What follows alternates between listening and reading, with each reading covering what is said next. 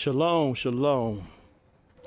So, having guests this evening, so decided to shovel my snow and everything so that they have clear path to get in the house and not have as many slip hazards.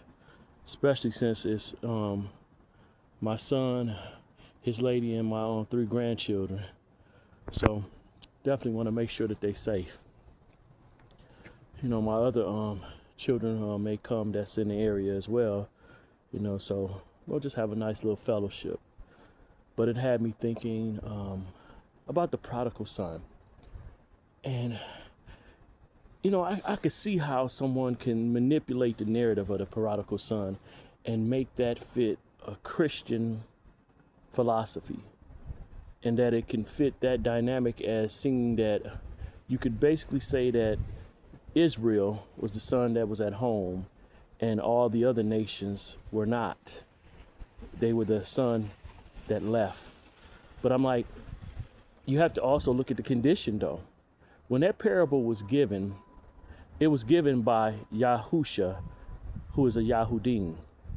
And at that time, Matthew 15, 23, 24 was a narrative and a word that he had given, spoken on the lost tribe of Israel. So we know that Israel had broken into 2 kingdoms, the north and south. So the oldest son, or the son that had the greater relationship that was there would be the Yahudim. And the one that went out prodigal would be the nation, or the 10 tribes of Israel. I get it. You can see the similarities in Christianity or in the world, but that was not the focus.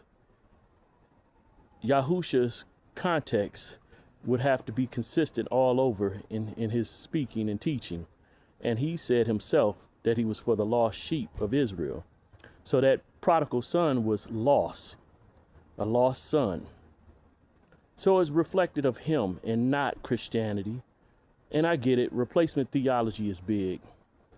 And I can also say that, everything in the Bible is sort of circular. So the principles can apply to other things, but you cannot, I guess, ignore what the original writer meant.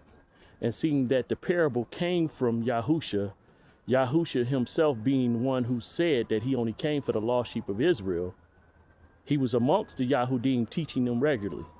The ones that he was seeking out to teach and bring in were those of Yasharal, those of Israel.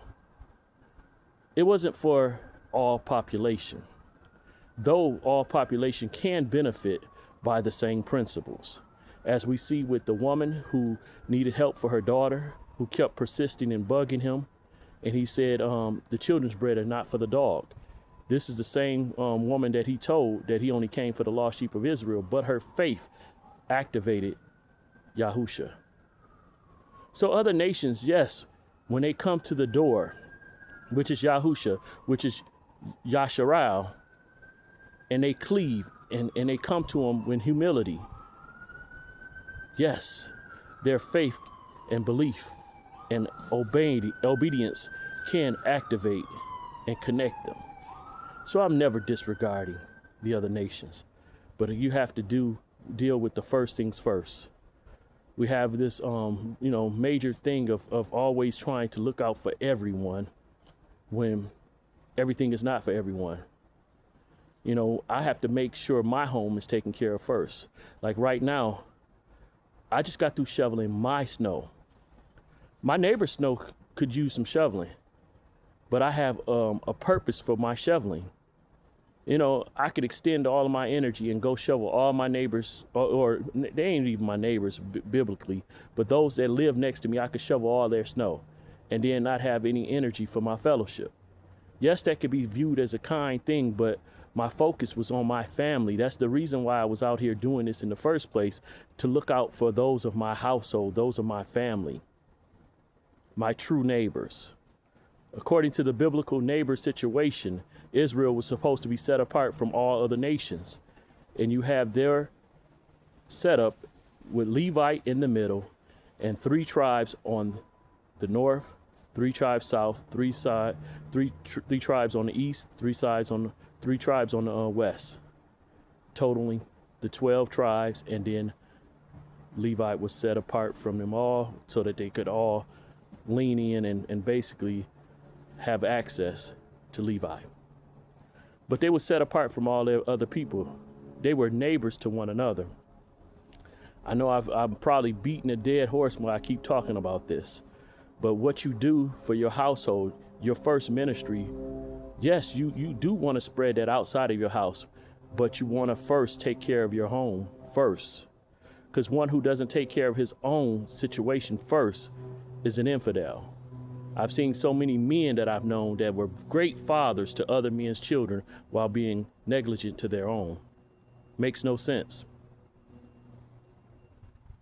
Many of you Israelites are peaceable and show shalom to other nations, but not to your own. That makes no sense. Restore your own.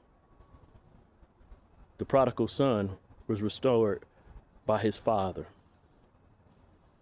He had servants of other nations, but he set up the best for his son that was lost. That did not sit well always with the son that was there, but he like, hey, I've been celebrating you every day.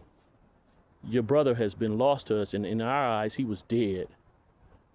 So this one day of great celebration, it doesn't even compare to all that you've already had access to always. So don't envy, don't covet. Celebrate your brother and welcome him home to the life that he once had before, to the land of the living, which is home. Israel, we got to come together and be united. Before we can help out all the other nations, we must first be united. All these different assemblies, it's no problem with having them, but if we don't fellowship and connect with one another and work on uniting, we're not doing the true will. We're not connecting the kingdom. We're focusing on dividing. And once we're divided, we'll be conquered. And that's why we're in the state that we're in now, because we constantly have been doing division instead of adding and multiplication. Shalom. Shanquilla Yah or Shanquilla Carter. One Vision Ministry. Shalom.